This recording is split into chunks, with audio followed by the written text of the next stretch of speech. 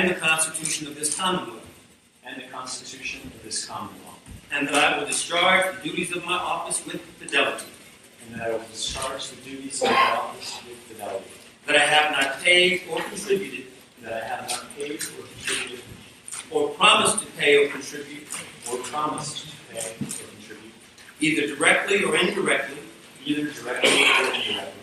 any money or other valuable thing, to procure my nomination or election, except for necessary or proper expenses, expressly authorized by law, that I have not knowingly violated any election law of this Commonwealth, or procured it to be done by others in my behalf, that I will not knowingly receive, directly or indirectly, any money or other valuable thing for the performance or non-performance of any act or duty pertaining to my office, other than the compensation allowed by law.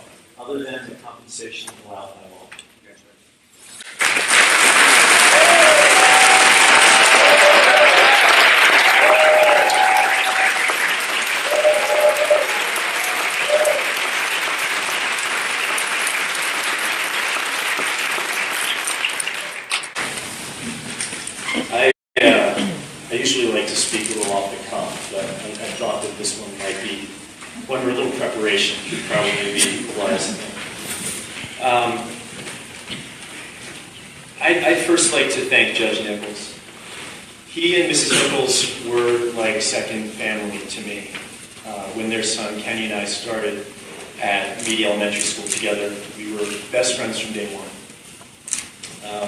They have spent their lives as educators and public servants, and Judge Nichols is truly he's a role model to me, and I'm deeply honored to have been sworn in by him. So thank you, Judge Nichols. I grew up 4 blocks from this courthouse, riding my bike to friends' houses and to Barrel Field. It is an absolute dream come true to give back to the community that has given me so much. I believe there's something core to the human experience, to want one's life to have stood for something, to leave a positive, lasting impact. We live at a time of dysfunction and the worst in behavior of our elected leadership near and far. Unchecked male ego and the erosion of the original idea of public service. Politicians who are more concerned about staying in office than they are what is truly in the best interests of the community they were elected to represent. I believe it's a call to action moment that requires all of us to step up and do more. I think it's fairly clear at this point that we can't take our democracy for granted. As Delaware County arrives at this new era of bipartisanship, we have an extraordinary opportunity. Times of change create openings for new perspective. This is an opportunity to build together a model for how government can function, putting public service over party. An opportunity to model what's possible elsewhere. We're being sworn in to serve not as representatives of any one party, but to serve every resident of the county, regardless of zip code or party registration. I want to thank our new colleagues on County Council and everyone within county leadership who have given their time since the election to bring us up to speed.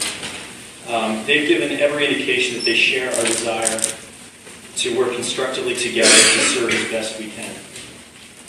And I have every hope and expectation that will continue. We will disagree. That's okay. Disagreement shouldn't be confused with dysfunction, so long as it's expressed in a constructive way. In the grand scheme of things, we're all on the same team, even if we have different views on strategy and tactics.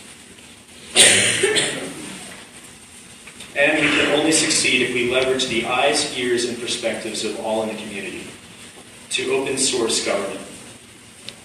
And that we look to best practices wherever they are found that can be brought to Delaware County. I'd like to close by thanking my wife for standing beside me through the highs and lows and all of the bizarro experiences that apparently running for office these days require. And I'd like to thank all of you who have entrusted me to represent them. It is humbling. I'm truly excited for the future we will create together.